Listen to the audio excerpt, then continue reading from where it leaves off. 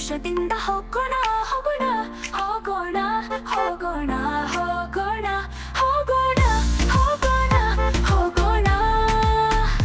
ಕಾಡಿನಲ್ಲಿ ವಾಸಿಸುವ ಚಿಕ್ಕಪ್ಪ ಸಿಂಹವನ್ನು ಭೇಟಿ ಮಾಡಲು ಮತ್ತು ಚಿಕ್ಕಪ್ಪ ಕರಾಡಿಗೂ ನಮಸ್ಕಾರ ಹೇಳಿ ಹೋಗೋಣ ಹೋಗೋಣ ಹೋಗೋಣ ಹೋಗೋಣ ಹೋಗೋಣ ಹೋಗೋಣ ಹೋಗೋಣ. ದಿನವಿಡೀ ನವಿಲಿನೊಂದಿಗೆ ಕುಣಿಯೋಣ ನಾವು ಹಕ್ಕಿಗಳೊಂದಿಗೆ